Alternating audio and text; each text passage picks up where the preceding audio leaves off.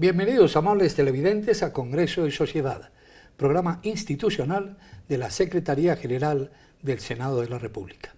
El vallenato es una cultura que se ha construido con sus costumbres y tradiciones, mitos y leyendas en un vasto sector de la patria, el Magdalena, la Guajira y el Cesar, alrededor de un ritmo musical. El vallenato es hoy el fenómeno musical que contagió a toda Colombia, nuestra insignia musical ante el mundo, declarado por la UNESCO en su expresión auténtica, Patrimonio Inmaterial de la Humanidad. Para hablar del vallenato nos acompaña hoy uno de sus más reconocidos historiadores, el periodista y fraterno amigo Rafael Oñate. Bienvenido, Rafael, a Congreso y Sociedad. Néstor, complacido de saludarte. De verdad que es para mí de positivo orgullo estar frente a frente con un hombre que hoy también está cumpliendo aniversario, ¿no? ¿Qué pasó con la televisión a color? Hace 40 años tuvimos la fortuna, la suerte de realizar el programa inaugural de la televisión a color. Pero ahora sí hablamos de vallenato. Ahora sí hablamos de vallenato. ¿Cuándo, cómo y dónde nace el vallenato? ¿Cuál fue el primer vallenato? ¿Cuál fue su intérprete? Bueno, todos partimos de la leyenda de Francisco el Hombre. Hablamos de Francisco Moscote, pero indiscutiblemente el vallenato fue creciendo de acuerdo a la forma como se fueron dando los tiempos, alrededor de los cantos de vaquería. Los cantos de vaquería era aquella misión que cumplían jornaleros a caballo y que iban lanzando melodías, practicando versos para guiar la recua de animales que pasaban de un lugar a otro. Entonces los cantos de vaquería van proporcionando la oportunidad que cada uno de ellos, de acuerdo a las regiones, se fuera mostrando, se fuera presentando como un gran verseador, como un gran intérprete o como un gran improvisador de cantos de vaquería. ¿Acompañado de qué instrumentos? A veces de las palmas. Solamente. A veces. Por ejemplo, hay un cantautor que es Juan Muñoz Guerra. A él le decían el cantor de los caminos reales. Juan Muñoz Guerra era un cartero de oficio de Aeropostal y tenía la misión de llevar en alforjas desde San Diego, Cesar, hasta el Bosconia para que tomara el tren, silbando a veces acompañado del trino de los pajarillos en las veredas de los acortes de camino. Pero tenía un acordeoncito y ese acordeoncito lo posaba sobre sus piernas y ahí empezaba a sacarle melodías. Y a producto que le sacó Juan Muñoz, que es el autor de la puya La Vieja Gabriela.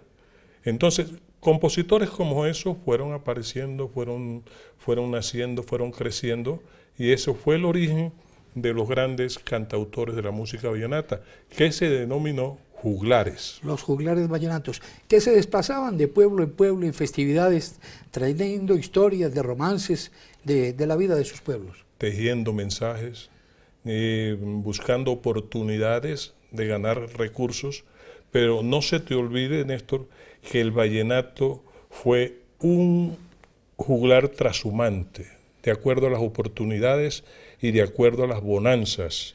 Por eso es que ellos iban de pueblo en pueblo también buscando la forma de ganarse algunos recursos.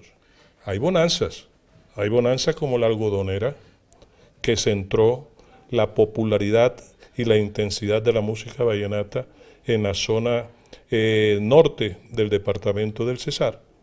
Hay oportunidades como aquella que se llamó la oportunidad de la bonanza marimbera, y la gran oportunidad de todos esos juglares fue congregarse alrededor de la fuente de riqueza que le dio la Fruit Company.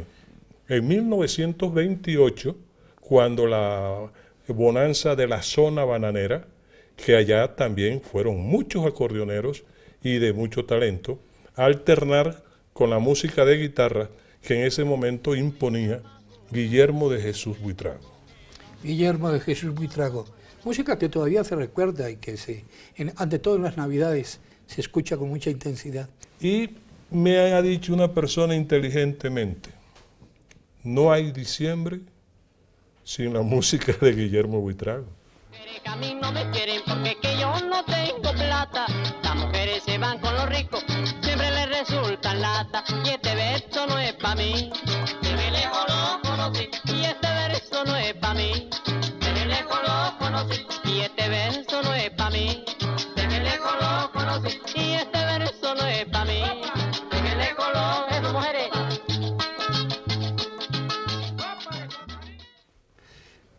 Rica y mortal la de Buitrago. Rafael, fue durante muchos años una música regional. Cuando llega al interior la música vallenata, yo recuerdo los aires vallenatos en la interpretación de Bovea y sus vallenatos.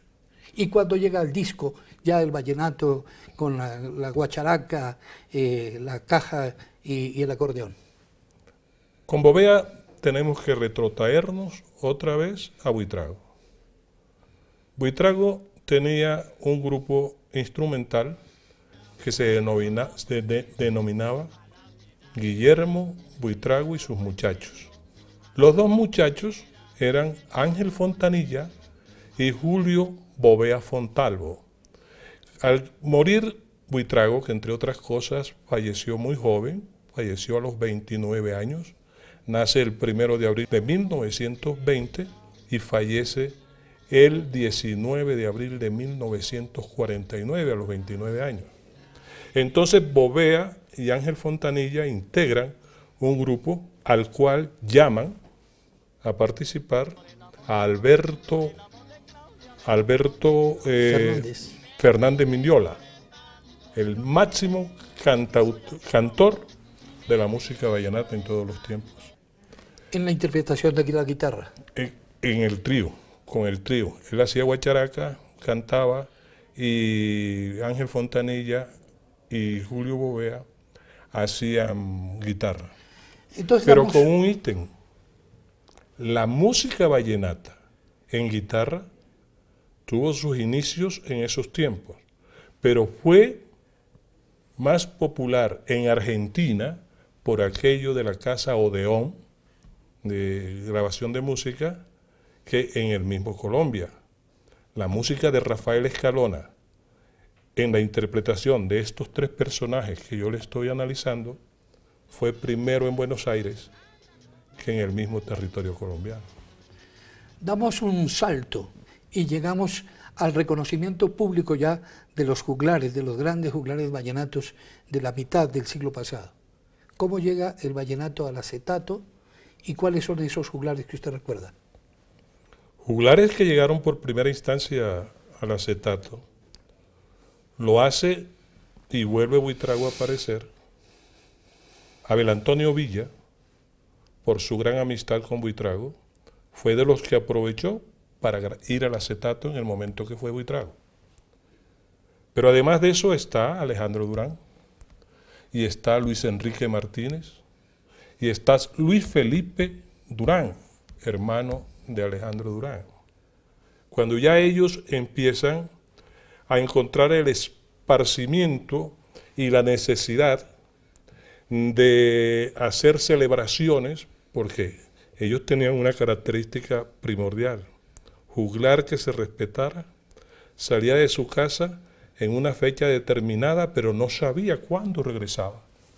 Esos iban de fiesta en fiesta, cumpleaños, matrimonios, primeras comuniones, y ahí van esos juglares. Por eso se decía que iban llevando, que eran razoneros de pueblo en pueblo. Y eso fue lo que pasó con estos grandes juglares. Ahí se montó la grandeza del folclore vallenato, que tenía como epicentro por lo regular las capitales de los departamentos.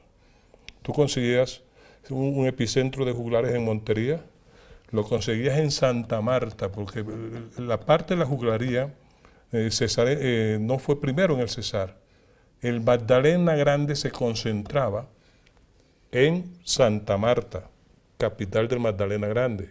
No se te olvide que todavía La Guajira no era departamento y que todavía el Cesar no era departamento. La Guajira viene independizándose del Magdalena y posteriormente en 1967 lo hace el departamento del Cesar, que es cuando se le viene a ellos la idea de crear el Festival de la Leyenda Vallenata. Vamos a hablar ya luego, en algunos minutos, del Festival de la Leyenda Vallenata, de las grandes anécdotas, de los grandes vallenatólogos, entre los cuales hay reconocidos estadistas de Colombia, y de otros temas muy interesantes sobre esta inmensa cultura vallenata con Rafael Oñate. Vamos a algunos mensajes institucionales y ya regresamos. Soy Diego, hago mis prácticas aquí en el Senado y me preparo para servirle con honor al país. De nuevo en Congreso y Sociedad con Rafael Oñate y la historia del vallenato. La piquería tal vez es el origen primigenio del vallenato, el enfrentamiento entre cantores. Luego viene la canción vallenata, hay varios ritmos vallenatos. ¿Cuáles son esos ritmos? El vallenato se identifica por 4 aires, que es el paseo, la puya, el son y el merengue. Algunos quisieran incluir dentro de esos aires la piquería. Otros pedirían o propondrían que fuera también lo que es la parranda, que en esos momentos en algunos municipios, en algunas veredas, en algunas poblaciones se utilizaba como el momento de entrar a regocijarse por las diferentes calles con el acordeonero adelante, el grupo acompañante al lado y una cantidad de personas que dentro del jolgorio iban tocando las palmas. También buscan la forma de cambiarle otras modalidades, pero los 4 aires tradicionales están marcados: son, puya, paseo y merengue. ¿Cuándo y cómo hace su ingreso al vallenato el acordeón, que es todo un símbolo de la cultura vallenata? El acordeón, como te digo, entra con Francisco el Hombre. Francisco el Hombre, además, hace referencia a la piquería, porque él hace la piquería con el diablo, que es una de las figuras míticas del folclore vallenato. Pero el acordeón va entrando, va llegando y va desplazando otros instrumentos, la flauta va desalojando otros instrumentos que tenían mucha propiedad, y como te decía ahorita aquí a Soto Bosch, a través del trueque fue ingresando el acordeón a diferentes regiones de del contorno musical de la región Caribe. Con eso fueron apareciendo grandes intérpretes de esos instrumentos, y eso es lo que determina que van apareciendo las escuelas primordiales de la música vallenata. El acordeón ya ha llegado a ser en el vallenato, o lo es, aún no lo sabría decir, más importante la interpretación del acordeón que el mismo cantante, que el intérprete de las canciones. Hay etapas, y nosotros podríamos decir que por allá en 1967 y 1968 juega un cambio fundamental la aparición del cuarto acompañante dentro del trío o dentro del conjunto tradicional de la música vallenata, que antes era caja, guacharaca y acordeón. Bien dice Adolfo Pacheco Anillo, al hacer el análisis del componente triétnico y mencionar la inmigración del europeo, que es el instrumento del acordeón, y al hablar del aporte del esclavo y su dolor, que es el cajero, que es el africano, y de hablar de la alegría que imparte el trajinar de la guacharaca. Eso lo describe muy bien Adolfo Pacheco Anillo en una canción, en un canto vallenato que compuso, que se llama Fuente Vallenata. Lo hace muy, muy, muy exactamente a lo que sucedió en esos momentos. Jorge Oñate surge en algún momento como el gran intérprete, como el hombre que relieva la importancia del cantante, del comunicador de la canción. Corresponde a Jorge Oñate estrenar la modalidad en ese momento, dentro del concurso tradicional del Festival de la Leyenda Vallenata, aparece el vallenato antes de Jorge y después de Jorge. El vallenato antes de Jorge, que era aquel en que el señor acordeonero, el señor juglar por excelencia, tocaba, componía y al mismo tiempo era el que cantaba. Era el señor, amo y señor de la parranda y del canto vallenato. Pero apareció el jilguero de América, que es Jorge Oñate, y Jorge Oñate impone ese criterio y ahí se van desarrollando, ahí se van desmadejando otros intérpretes que todavía están vigentes. Algunos desaparecidos, pero otros están vigentes. Todavía está Poncho Zuleta, representante legítimo de la dinastía de los hermanos Zuleta. Ahí está Beto Zabaleta, ahí está Silvio Brito, ahí está Jorge Oñate, y pare de contar. ¿Cuáles son los personajes, grandes personajes, vallenatólogos afines a esta cultura que usted conoció y con los cuales compartió en parrandas inmemorables? De tú a tú. Con Gabriel García Márquez tuve la oportunidad de recibirlo en 1983, cuando llegó a Valledupar en su apogeo, a entregarle a los vallenatos el Premio Nobel de Literatura. Con el maestro Escalona, nos trataba de manera jovial como sobrinos. Los hermanos Pavalló, el doctor López también tuve la oportunidad de conocerlo muy cerca. Doctor López Miquelsen. Alfonso López Miquelsen. Creador del departamento de Cesar. Al lado de Consuelo Araujo Noguera y al lado de Rafael Escalona. Una figura cumbre de la cultura vallenata, la cacica. Extraordinaria, extraordinaria, creativa y además una mujer muy inteligente que nos enseñó a nosotros cómo querer a un folclore, cómo cultivarlo y cómo sacarlo de sus linderos y llevarlo hasta la exportación. No recuerdo la canción favorita de Gabo, creo que era La Reina Coronada. Ah, no, sí, hasta el punto que La Reina Coronada sirvió de epígrafe de su libro El amor en los tiempos del cólera. Esa fue una de las canciones que él más admiró de Leandro Díaz.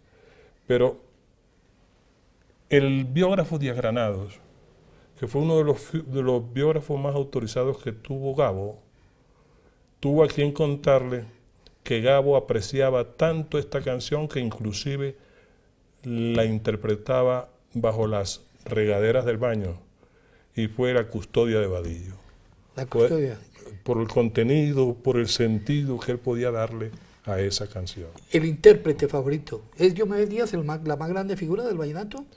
Es la más grande revelación del folclore vallenato en todos los tiempos.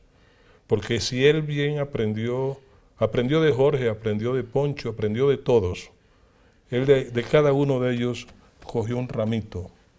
Fue el único hombre que tuvo la propiedad de dotarse como un gran intérprete, como un gran compositor y como un hombre sagaz en el momento de estar frente a frente en los compromisos, ya fuera de piquería, ya fuera. No, a mí me parece que en los últimos tiempos fue el más completo. ¿Cómo se está preservando ese bien inmaterial que es la canción vallenata de acuerdo a los dictados de la UNESCO?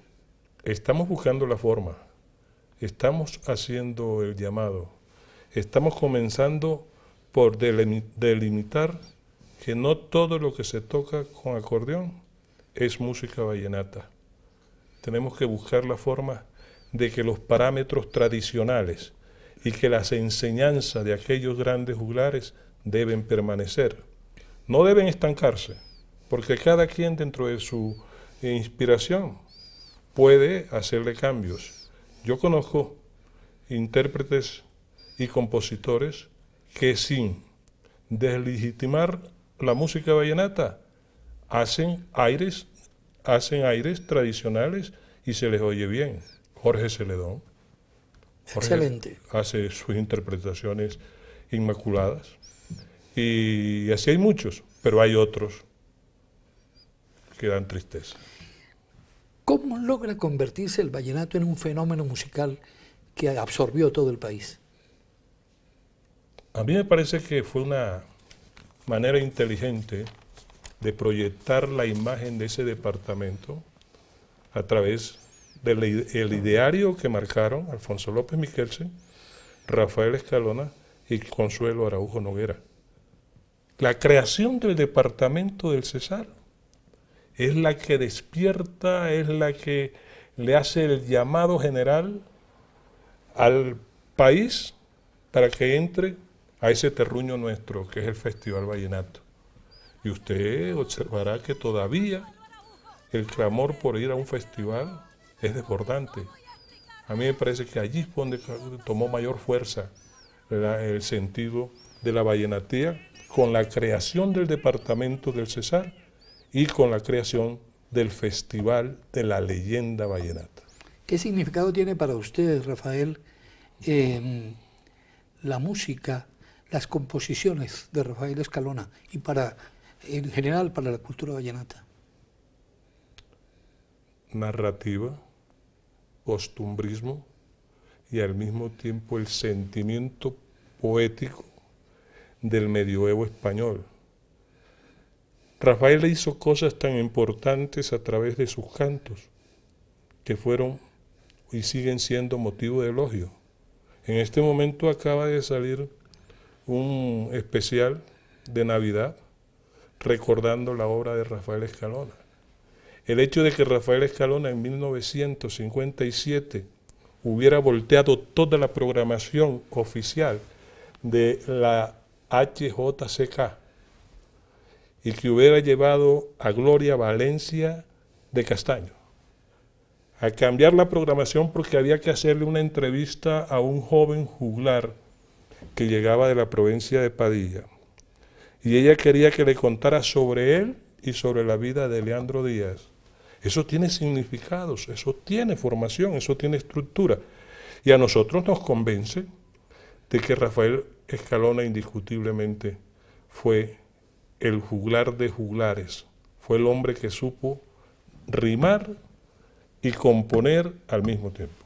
¿Cuál es la canción de Escalona que más le gusta a Rafael Oñate? Depende para qué sería, porque si era para hacer un préstamo, el algodón. Señor gerente, ¿cómo voy a hacer para pagarle lo que me prestó? Pero lo de Rafael, dentro del potencial descriptivo y del tiempo, modo y lugar en que se encuentra el compositor, el testamento. Para mi gusto, como tributo a la amistad, aquella canción que le hace Jaime Molina. a Jaime Molina. A Jaime Molina. Pero es que el testamento te va marcando el desarrollo de la ruta que él va llevando de una parte a otra, y eso es ubicando el sitio, el lugar donde él quisiera llegar.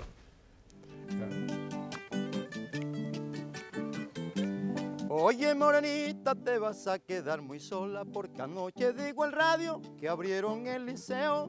Como ese estudiante ya se va a Escalona, pero de recuerdo te deja un paseo. Como ese estudiante ya se va a Escalona, pero de recuerdo te deja un paseo que te habla de aquel inmenso amor que llevo dentro del corazón, que dice todo lo que yo siento, que es pura pasión y sentimiento, hay cantado en el lenguaje grato que tiene la tierra de Pedro Castro, hay cantado en el lenguaje grato que tiene la tierra de Pedro Castro. Vamos a algunos mensajes institucionales y ya regresamos para hablar del vallenato con su historiador, Rafael Oñate. Soy la patrullera Tatiana. Mi labor con honor es proteger la integridad de los colombianos. Mi sitio de trabajo es el Senado de la República. De nuevo en Congreso y Sociedad con Rafael Oñate, historiador del vallenato, autor de numerosos libros, hermosísimos libros además sobre la historia del vallenato, Vallenatos Inmortales y de muchas otras obras. Rafael ha estado vinculado por más de 43 años al Congreso de la República, ha alternado su actividad de periodista e historiador con sus actividades aquí en el Poder Legislativo. Rafael, usted me decía que quería hablar particularmente de un tema específico, de un compositor. ¿Cuál es ese tema y qué es lo que encuentra digno de ser comentado en este espacio? Al comenzar, insistimos en dar a conocer cómo llegó el acordeón al folclore vallenato. Y yo he admirado también mucho a Adolfo Pacheco Anillo, que entre otras cosas es un jurista, fue en su momento un diputado, pero fíjate cómo describe él el ingreso del acordeón en Fuente Vallenata al medio de nuestra región, como aquel alemán que te forjó y te puso en las manos de un pirata. Tienes, santísima acordeón, penas como las de tu raza, que hay un recorrido del mundo hecho canción, regalo y engendrado con la sangre vallenata. La parentela y la inmigración del instrumento europeo para llegar a posarse aquí como reina o como dueña del folclore vallenato. Qué bella fusión y qué bella metáfora define esta... Es una de las figuras dentro de los géneros literarios que perduran en el folclore vallenato, es una de las figuras que reina y es la metáfora. Rafael, la intromisión de la política en el vallenato y la influencia del vallenato en la política. Hablemos de eso. López el Pollo, López el Gallo, el candidato del Partido Liberal. Entonces, es una composición de Escalona, ¿no? Una composición de Escalona y que sirvió de himno para que López ganara la presidencia de la República en 1974. Pero hay algo más llamativo, y fue lo que hizo en su momento Chico Bolaños, Francisco Irenio Bolaños Marshall, un hombre que desde allá, de La Guajira arriba, se atrevió... ¿Dónde nace el contrabando? Donde nace el contrabando. Se atrevió a interpretar el himno de la guerra de Colombia con el Perú. Dice así: y que no crea Sánchez Cerro que va a jugar con Colombia, porque como se lo proponga, podrá morir como un perro, que no merece ni entierro, ese dictador animal que se ha querido robar a nuestro puerto de Leticia, y llega la hora propicia y nos llaman a pelear. Ese es el himno de la guerra de Colombia con el Perú. Vivir para contarla, Gabriel García Márquez. Gabriel García Márquez, una gloria de la literatura colombiana, nuestro Nobel, y el vallenato reconocido hoy como patrimonio inmaterial de la humanidad. Ha sido muy grata su presencia aquí en Congreso y Sociedad, querido Rafael. A mí siempre me ha apasionado hablar con usted, sobre todo cuando tiene corbata roja. Corbata roja que habla mucho de nuestro espíritu, de nuestras convicciones. Gracias, muy amable, Néstor, de verdad que agradecidísimo con Congreso y Sociedad, y estaré siempre a su disposición cuantas veces lo necesite. Muchas gracias, Rafael. Los invitamos a ustedes, amables televidentes, a contactarnos a través de nuestras redes sociales. Los esperamos aquí, en Congreso y Sociedad, en una próxima oportunidad.